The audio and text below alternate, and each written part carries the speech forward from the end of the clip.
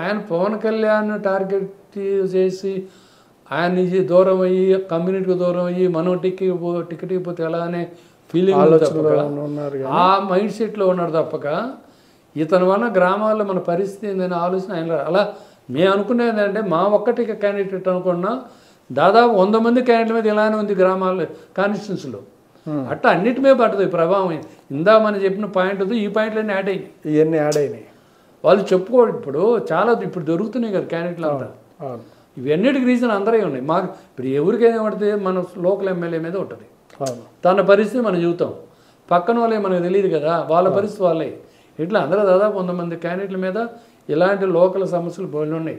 దీనికి కారణం ఏంది? సీఎం గారు ఫ్రీక్వెంట్ కలవకపోవటం నేను అంటున్నా. కలిస్తే ఇది అంతవరకు సెట్ అయ్యేది, ఇంత ఎఫెక్ట్ కాదు. సరే మూడోసారి కొంతవరకు సెట్ అయ్యేది. ఇప్పుడు మీ ప్రయాణం ఎట్లాగా? నేను దూరం కూడా చెప్పాక సార్ ఆ రోజే. అంతేనా? దూరం కూడా ఇంకెందుకండి అనవసరం రాజకీయాలకు దూరం. ఇప్పుడు ఎందుకంటే అంటే ఇప్పుడు పార్టీ కష్టకాలంలో ఉంది కదా జగన్మోహన్ రెడ్డి గారికి. నేను ముందే బిఫోర్ ఎలక్షన్ చెప్పానండి. బిఫోర్ ఎలక్షన్ చెప్పి చివరికి ఏం చేస్తే ఆ రోజు మళ్ళీ బతినాడు చేస్తే నేను ఇనుకొండ పాప బ్రహ్మనాయుడు గారు ఇది చేస్తుంటే ఆ రోజు కృష్ణదేవరాయలు గారు నన్ను ఇన్ఛార్జికి పెట్టాడు. కృష్ణదేవరాయలు పార్టీలో ఉన్నప్పుడు ఆయన బలంతాన నన్ను విజయవాడ అటు ఉంటే కాదు ఇనుకొండకు రావాలని బ్రహ్మనాయుడు ఇద్దరు కలిసి ప్రజలు తీసుకున్నారు. తీసుకున్నాక నేను పోవాలి. నేను ఎందుకు పోలేదంటే ఇక్కడ ఈయన చేయనప్పుడు అక్కడ నేను పోయి తిరగటం కరెక్ట్ కాదని నేను వెళ్ళా. సీఎం గారు మా ప్రోగ్రాం జరిగింది ఇనుకొండ ఏప్రిల్ 8వ తారీఖు. ఆ 8వ తారీఖు సీఎం గారు ప్రోగ్రాం రాబోతే ఇప్పుడు 6వ తారీఖు వెళ్ళా. పోయి ఆ నెల 13వ తారీఖు మే 13 కదా, 35 డేస్ అప్పుడప్పుడు పోయా. అట్లా పోయా తప్పక నేను ఎలక్షన్లో ఇక్కడ యాక్టివ్గా లేను. అసలు ఈయన పిలవలేదండి? ఆయన ఒకటే అన్నాడండి. నేను అదే జరిగితే నన్ను మా ఇంటికి లాస్ట్లో వచ్చాడు.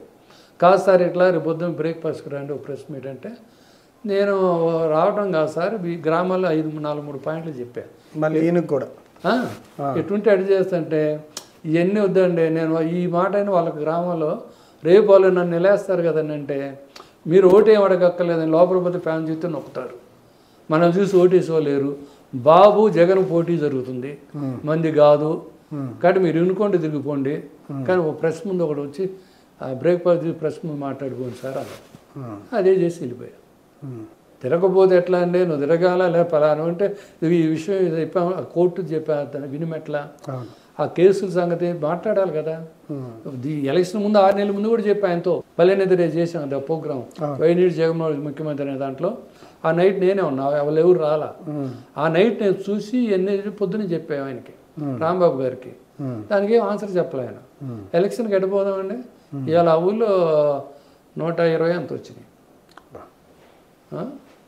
1050 మెజార్టీ ఎక్కడ 120 రావటం ఏంటండి? ఓడిపోయిన తర్వాత ఏమన్నా ఆయన మాట్లాడారా? ఎమ్మెల్యే గారు ఒక గ్రామంలో బ్యాచ్ కలిగి ఉన్నప్పుడు వాళ్ళని సరిచేయాలన్నప్పుడు వాళ్ళ ఒపీనియన్ మనకు చెప్పాలి కదా. నాకు సంబంధం లేనప్పుడు రేపు వాళ్ళని ఓటేమని అడుగుతా అండి, వాళ్ళకి ఆన్సర్ ఎవరు చెప్పాలా? ఆ పాయింట్లు ఎత్తితే ఆయన పట్టించుకోవాలి. ఆయన ఓడిపోయిన తర్వాత మీతో మాట్లాడాలి? రాలేదు కదా, సత్యం రాలేదు కదా.